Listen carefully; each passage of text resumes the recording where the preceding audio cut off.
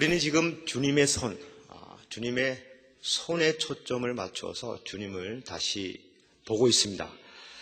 대림절, 주님의 손이 우리에게 임하기를 기다립니다. 성탄절, 주님께서 우리에게 오셨지만 우리 가운데 주님의 손길이 구체적으로 임하기를 간절히 바랍니다. 오늘도 두 번째 본문입니다. 마태복음 8장 14절 15절 짧은 절입니다. 이 짧은 절 가운데 또 주님의 손을 살펴보도록 하겠습니다. 마태복음 4장 23절은 예수님의 3년 사역을 이렇게 요약하고 있습니다. 예수께서 온 갈릴리에 두루 다니사 그들의 회당에서 첫째 가르치시며 천국 복음을 전파하시며 백성 중에 모든 병과 모든 약한 것을 고치시니라고 했습니다. 즉 가르치고 전파하시고 고치시는 것, 이것이 예수님 사역의 요약이죠. 가르치시는 것 말씀을 하시고요, 전파하시는 것도 말씀을 전파하시죠. 고치는 것은 어떻습니까? 고치시는 것도 말씀으로 하십니다. 그래서 마태복음 8장 16절은 이렇게 기록하고 있습니다. 마태복음 8장에 나오는 세 가지 치료 이야기를 요약하는 본문입니다. 예수께서 말씀으로 귀신을 쫓아내시고 병든 자를 고치시니 말입니다. 말씀으로 고치시고 말씀으로 귀신들을 쫓아내셨습니다. 그런데 오늘 본문 14절 15절 여기에서는 예수님께서 베드로의 장모를 치료하실 때 그 어떤 말씀도 하지 아니하셨습니다. 그래서 특별한 본문입니다. 제가 지난 주간 마태복음을 모두 읽었습니다. 직접 확인하기 위해서 말입니다.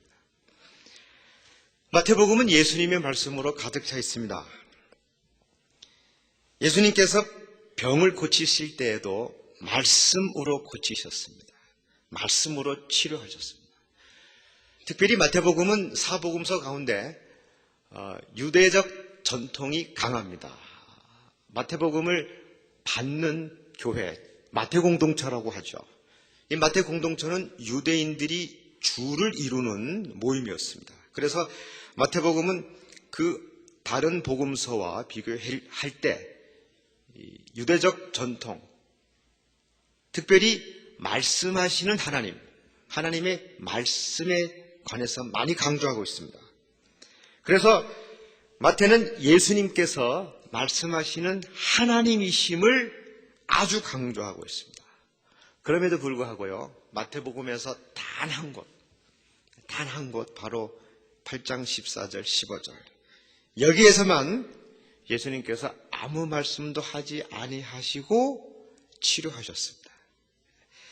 베드로의 장모를 치료하실 때 베드로의 장모의 손을 붙잡으시고 아무 말씀도 하지 아니하셨음을 마태는 기록하고 있습니다. 어떻게 할 수 있을까요? 이것도 히브리어의 구문론, 문장론, 또 이 의미론, 기타 문체를 통해서 이렇게 확신할 수 있습니다. 8장 14절에 문체는요, 예수님의 동장을 연속적으로 표현하는 문장입니다. 즉, 예수님의 동작을 연속적으로 표시하는 히브리어의 연속법이라고 합니다. 그런 문장을 헬라어로 번역된 것이나 다름없습니다. 마태나 그 당시 유대인들이 헬라어 또는 아람어를 사용했지만 그들의 심층 언어, 모국어는 히브리어이었기 때문에 히브리어적 문장이 나올 수밖에 없죠. 예수께서 베드로의 집에 들어가셨다. 그리고 장모가 열병으로 앓아 누운 것을 보셨다. 그리고 그의 손을 만지셨다. 그랬더니 열병이 떠났다. 그리고 장모가 일어섰다. 그리고 주님을 섬겼다. 이렇게 동사가 탁탁탁 연속되어 있습니다. 그런 문체를 통해서 예수님께서 다른 말씀을 하지 아니하셨음을 이 문장이 강조하고 있는 거죠. 예수님은 다른 곳에서 병을 치료하실 때에는 말씀을 많이 하셨습니다. 내가 낫기를 원하느냐? 내가 믿음대로 될지어다. 아버지 이 딸을 구원하여 주옵소서. 내가 내게 이르노니 일어나 걸으라. 또 병을 일으키는 귀신을 책망하시면서 귀신아 이 딸에게서 나가라. 이런 말씀 말입니다. 또 우리가 인간적으로 할 수 있는 말씀 있죠. 얼마나 아픈가. 예? 그런 등등 말입니다. 그럼에도 불구하고 오늘 이 본문에서는 예수님께서 아무 말씀을 하지 아니하신 것을 마태복음은 아주 강조하고 있습니다. 우린 여기에서 이러한 질문을 할 수 있습니다. 왜라는 질문이죠. 예수님께서 아무 말씀하지 아니하셨을까? 또 성서신학적 질문은 이렇습니다. 마태는 왜 예수님께서 아무 말씀하지 아니하신 것을 강조하고 있을까? 대답이 무엇일까요? 여러분 어떻게 대답하시겠습니까? 예수님께서 아무 말씀하실 수 없었기 때문에? 물론 그렇겠죠. 그러나 말씀하실 수 없다는 것은 말씀하실 수 있는 능력이 없기 때문이 아니죠. 또 말씀할 필요가 없었기 때문도 아닙니다. 그냥 예수님께서 말할 수 없었기 때문입니다. 여러분 어떤 상황에서 말할 수 없습니까? 어떤 상황에서 그냥 손만 붙잡습니까? 제가 최근에 현대아산병원을 방문했습니다. 제가 찾아간 분은 40대 중반의 아이들을 가진 어머니였고 그분은 몇 년 동안 코마 상태에 있었습니다. 의료사고로 의식불명, 소위 식물인간 상태에서 몇 년간 있습니다. 그분의 아버지와 어머니를 모시고 함께 갔습니다. 제가 방에 들어갔습니다. 그분이 누워있는 것을 봤습니다. 제가 아무 말도 할 수 없었고 다만 그분의 손을 꽉 붙잡았습니다. 그의 아버지와 그의 어머니도 딸의 손을 꽉 붙잡고 있었습니다. 그 상황에서는 말을 할 수 없죠. 제가 어렸을 때 아파 누워있으면 눈 감고 끙끙 앓고 있었을 때 어머니가 들어오셔서 저의 손을 꼭 붙잡아 주셨습니다. 아무 말씀도 하지 아니하셨습니다. 그때 어머니는 아무 말씀도 할 수 없었던 거죠. 저희 아이들이 아파 누워 있을 때 또 제가 가서 손을 꼭 붙듭니다. 그때도 아무 말도 할 수 없습니다. 말할 수 있다는 것은 좀 정신이 돌아왔을 때 얼마나 아프니 이렇게 말을 할 수 있지만 어떤 상황에서는 정말 말을 할 수 없고 그냥 손만 붙들 수밖에 없는 경우가 있습니다. 예수님께서 베드로의 집에 들어가셨습니다. 베드로의 장모가 열병으로 앓아 누워 있는 것을 보셨습니다. 그것을 보시면서 예수님께서 그 장모의 손을 꼭 붙잡으셨습니다. 여기에서도 합토마이라는 단어가 나옵니다. 지난주일에 예수님께서 그 한센시병 환자를 만지셨을 때 그 단어가 합토마인데요. 이 단어가 스쳐 지나가는 것도 아니고 손바닥으로 살짝 만지는 것도 아니고 그렇죠. 악수하는 만짐도 아닙니다. 이것은 사실 꽉 붙잡는 거죠. 예수님께서 아무 말씀도 하지 아니하시고 그냥 꽉 붙잡으신 겁니다. 어떤 상황에서 아무 말씀하지 못하고 그냥 손을 붙잡고 계십니까? 마태복음 9장 36절은 이 말씀을 하고 있습니다. 무리를 보시고 불쌍히 여기시니 이는 그들이 목자 없는 양과 같이 고생하며 기진함이라고 말입니다. 예수님께서 병든 사람, 귀신 들린 사람, 가난한 사람, 억눌린 사람, 기진한 사람, 찌들린 사람을 보시면서 불쌍히 여기셨습니다. 이 불쌍히 여기다는 단어 제가 설교 가운데 몇 번 언급하고 설명했습니다. 다시 한번 말씀드린다면 스플랑크나라는 헬라어 창자를 가리키는 명사가 동사로 발전한 겁니다. 즉 창자와 관계된 감정을 표현하는 형용사적 동사라고 할 수 있죠. 어떤 감정이겠습니까? 창자와 관계된 감정. 창자가 뒤틀리는 아픔, 창자가 끊어지는 아픔, 창자가 꼬이는 아픔, 그런 통증을 느낄 때는 말을 할 수 없죠. 그렇지 않습니까? 우리가 창자가 뒤틀리는 어떤 통증을 느끼면 말할 수가 없죠. 숨도 쉴 수 없죠. 예수님께서 바로 그런 아픔을 느끼시니 말을 할 수 없었고, 말을 할 수 없으니 그냥 손만 꽉 붙들고 있는 모습이 되는 겁니다. 여기서 우리는 아주 신학적 질문을 할 수 있습니다. 신약성서 복음서에 기록되어 있는 예수님의 치유 이야기를 해석하는 방법에 관한 것이죠. 즉 예수님께서 사람의 질병을 고치시고 귀신을 쫓아내신 이유가 무엇일까?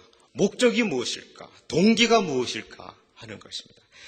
가장 보편적인 해답은 또 설명은 예수님의 메시아이심을 증명하는 것, 보여주는 것입니다. 사람들로 하여금 예수님이 메시아이신 것을 알게 하도록 예수님께서 기적을 행하셨다는 것이죠.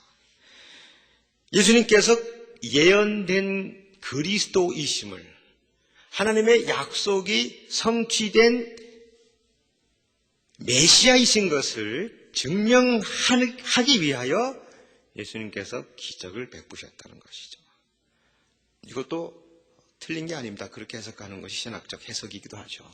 그러나 우리는 더 본질적인 대답을 오늘 할 수 있습니다. 그것은 사랑입니다. 예수님께서 기적과 치유와 축사, 즉 귀신을 쫓아내신 일, 이것을 하신 가장 큰 이유와 동기와 목적과 동력은 사랑입니다. 예수님의 사랑, 긍휼하심으로 이렇게 하신 거죠. 예수님의 채울하심, 긍휼히 여기심, 바로 이것이 예수님의 말씀과 행동의 동기이며 동력입니다. 그것 없이 그저 예수님의 메시아인 것을 증명하기 위하여, 또는 예수님께서 하나님의 아들인 것을 증명하기 위하여, 예수님의 전지전능하심을 보여주기 위하여, 그것은 2차적인 것이고 신학적인 것이고 이론적인 것이고요. 그 이전에 예수님께서 사람을 보시고 병든 사람, 아픈 사람, 외로운 사람, 찢은 사람을 보고 먼저 창자가 끊어지는 아픔을 느끼셨다는 것이죠. 그것이 출발인 겁니다. 그것이 동력이 되는 것이고요. 하나님께서 왜 세상을 창조하셨습니까? 하나님의 영광을 위하여, 찬송받으시기 위하여. 그렇죠? 그러나 가장 본질적인 것은 사랑하기 때문입니다. 하나님께서 왜 사람을 창조하셨습니까? 사람으로부터 영광 받으시기 위하여, 사람으로부터 찬송 받으시기 위하여. 틀리지 않습니다. 맞습니다. 그러나 더 본질적인 것은 사람을 사랑하시기 때문에. 하나님께서 이스라엘 백성, 하나님의 백성을 왜 구원하셨습니까? 정의를 이루기 위하여, 공평을 이루시기 위하여, 억압된 백성들을 해방시키기 위하여, 하나님의 나라를 구현하기 위하여. 그것도 옳습니다. 그러나 더 본질적인 대답은 하나님 백성을 사랑하시기 때문입니다. 하나님께서 왜 그리스도를 이 땅에 보내셨습니까? 죄로부터 그의 백성들을 구원하기 위하여. 그렇죠? 예수님을 대속제물로 바치기 위하여. 사람을 흑암에서부터 건져내기 위하여. 맞습니다. 그러나 더 본질적인 설명은 우리를 사랑하시기 때문입니다. 또 예수님께서 왜 십자가에 못 박혀 돌아가셨습니까? 예수님 독생자 그리스도께서 대속제물이 되시고 하나님께서 그 대속제물을 받으시기 때문에 마음으로 흡족히 여기시기 위하여, 또 사탄을 패퇴시키기 위하여, 몸값을 지불하기 위하여, 이런 등등의 대답 맞습니다. 틀리지 않습니다. 그러나 더 본질적인 것은 사람을 사랑하시기 때문입니다. 이것이 본질적인 동기요 에너지가 됩니다. 그런데 이 사랑은 먼저 하나님의 감정이 섞인 사랑이라는 겁니다. 이 헬라 전통 또는 유럽 전통은요, 이 감정을 열등하게 해석하는 경향이 있었습니다. 그래서 하나님에게 어떤 감정이 있다는 말은 가능한 한 안 했습니다. 성경을 해석할 때나 신학의 체계를 만들어갈 때나 교리를 형성해 갈 때 하나님과 예수님과 성령님께 어떤 감정이 있다는 말은 가능한 한 지양했습니다. 안 했습니다. 왜냐하면 감정은 열등 또는 저급하다고 생각했기 때문이죠. 이것이 헬라 유럽 전통입니다. 그러나 하나님과 예수님께서 우리를 보시고 이 창자가 끊어지는 이런 감정이 있는 이 사랑이 없는 그저 냉철한 사랑, 이지적인 사랑, 신학적인 사랑, 교리적인 사랑, 우주적인 사랑이라고 한다면 그 사랑은 무슨 사랑이겠습니까? 이런 감정이 빠져있는 그 사랑은 그 신학과 철학과 역사와 종교와 윤리에 불과한 것이죠. 하나님은 사람을 그렇게 사랑하는 감정에 빠지신 거죠. 바로 이것이 예수님께서 아무 말씀도 못하시고 노인의 손을 꽉 붙드실 때 느끼는 감정이었습니다. 바로 그것이 예수님의 사랑입니다. 그것이 바로 이 예수님의 손이 우리에게 보여주시는 거죠. 예수님께서 아무 말씀하지 아니하시고 손을 꼭 붙드시는 그 손을 여러분 느끼시기 바랍니다. 그 손을 받아들이시기 바랍니다. 그 손을 통해서 예수님의 맥박을 느끼십시오. 그 손을 통해서 예수님의 따뜻한 피를 느끼십시오. 그 손을 통해서 예수님의 체온을 받아들이십시오. 바로 그것을 통해서 예수님의 사랑이 우리에게 들어온 겁니다. 바로 이것이 주께서 우리를 사랑하신 열매요, 사랑하신 증거가 되는 것입니다. 우리는 성탄절에 예수님 오시는 것을 기다립니다. 기다린다는 것은 예수님의 손을 기다리는 겁니다. 이 예수님 손이 여러분에게 뜨겁게 임하기를 간절히 바랍니다. 하나님은 말씀이십니다. 하나님은 말씀을 좋아하시고요, 또 말씀을 많이 하십니다. 하나님은 우주를 창조하실 때에도 말씀으로 하셨죠. 사람을 구원하실 때도 말씀으로 하셨죠. 하나님은 나타나실 때, 현현하실 때도 말씀으로 하시죠. 하나님은 사람을 만나시고 사랑하시고 위로하실 때도 말씀으로 하시죠. 달리 말씀드린다면 하나님은 말씀이 존재 방식이고 말씀이 행동 양식이라는 겁니다. 말씀은 창조와 구원의 본질입니다. 방법이기도 하고요. 그래서 하나님의 백성들도 말씀을 통해서 하나님을 만나고 체험합니다. 교회 생활에서도 말씀이 중요하고, 그래서 예배 시간에도 말씀이 중요하죠. 그리스도인의 생활 가운데서 섬김과 봉사에서도 말이 중요하고요. 전도 일상생활 일터에서도 그리스도인에게 말이 굉장히 중요합니다.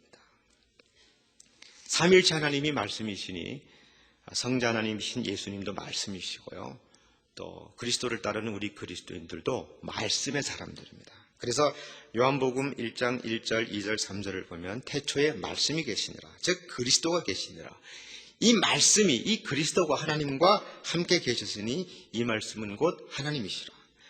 그가 태초에 하나님과 함께 계셨고 만물이 그로 말미암아, 말씀으로 말미암아 지은 바 되었으니 지은 것이 하나도 그가 없이는, 즉 말씀이 없이는 된 것이 없느니라.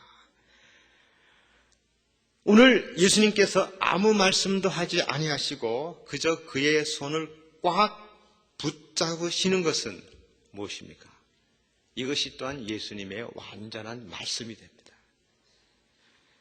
예수님의 말씀 없으심, 이것이 또한 예수님의 완전한 말씀이 됩니다. 무언의 말씀, 역설적이죠. 말 없는 말. 그러나 말 없는 말이 말씀이신 예수님의 완전한 말씀이기도 합니다. 이것이 바로 예수님의 손을 통해서 우리들에게 뜨겁게 전달되는 완전한 사랑, 완전한 말씀이기도 합니다. 이 감정이 빠진 사랑은 철학과 도덕과 이데올로기가 됩니다. 하나님의 사랑은 이데올로기나 철학이나 신학과 교리에 끝나는 것이 아닙니다. 하나님의 뜨거운 가슴, 예수님의 뜨거운 손으로 우리를 사랑하는 그 감정이 있는 것이죠. 바로 그 손이 사람들에 의하여 못 박혔고요.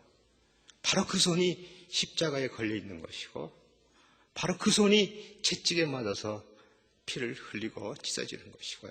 바로 그 손이 또 우리를 만지고 있고, 그 손이 여러분을 붙들고 있는 것입니다.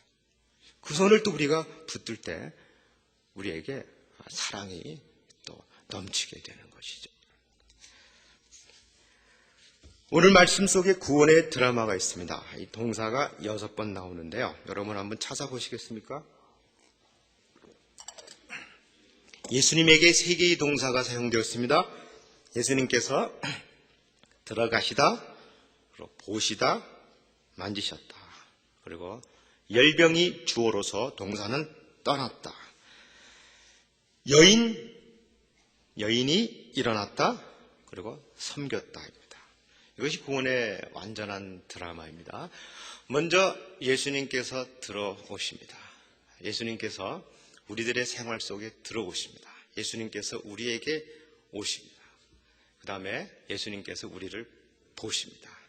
그리고 예수님께서 우리를 만지셨습니다.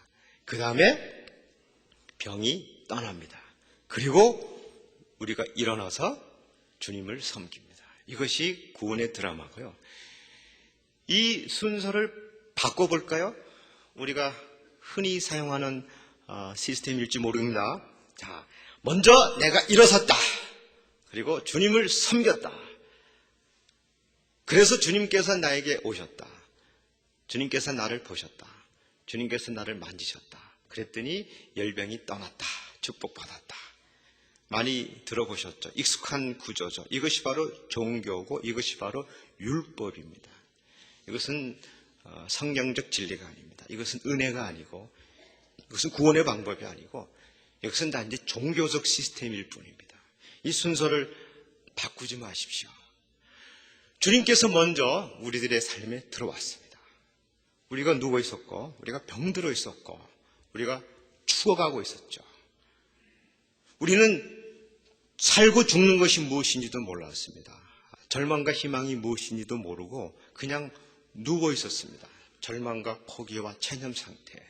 그런데 예수님께서 들어오셨어요. 우리가 예수님을 초청하지 않았어요. 예수님이 누군지도 몰랐어요. 예수님을 초대하지 않았어요. 그럼에도 불구하고 예수님께서 오셨습니다. 예수님께서 나의 삶 속에 들어오셨습니다. 그리고 내가 누워있는 것을 보았죠. 우리가 절망 중에 있는 것을, 우리 안에 있는 아픔과 슬픔을, 우리 안에 있는 체념과 포기를, 우리 안에 있는 어둠과 외로움을 예수님께서 보셨고, 예수님께서 우리의 손을 붙잡으셨습니다. 우리가 예수님께 내 손을 붙잡아 달라고 손을 내밀지도 않았습니다. 우리가 예수님을 향하여 도와주시옵소서, 살려주시옵소서 하지도 않았습니다.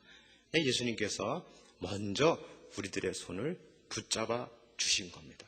그때 우리의 병이 떠나는 겁니다. 그때 우리의 사망이 떠나고, 우리의 저주가 떠나고, 우리의 죽음이 떠나고, 어두움이 떠나는 겁니다.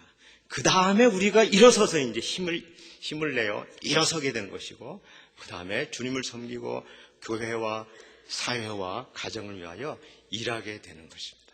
이것이 구원의 완전한 드라마입니다. 이러한 구원의 드라마가 여러분 가운데 이미 이루어졌습니다. 그리고 계속되고 있습니다.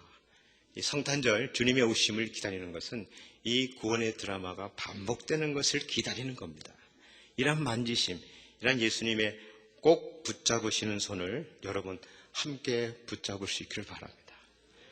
주님께서 먼저 우리의 손을 붙잡으셨고, 우리가 이제 힘을 얻고 주님을 섬길 때 우리도 주님의 손을 붙들고 인생을 함께 사는 것이죠. 즐거운 성탄, 행복한 성탄 되기를 바랍니다.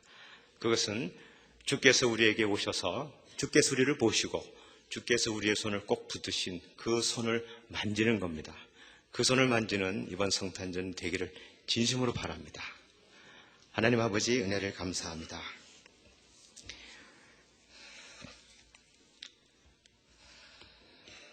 우리가 절망 중에 있을 때 하나님께서 오셔서 주님께서 우리의 아픔을 보시고 우리의 절망과 죽음과 멸망을 보시고 우리의 손을 붙들어 주셔서 우리가 일어서 주님을 섬기고 하나님의 사랑을 받아들이고 느끼고 하나님의 사랑을 위하여 살게 되었사오니 감사드립니다.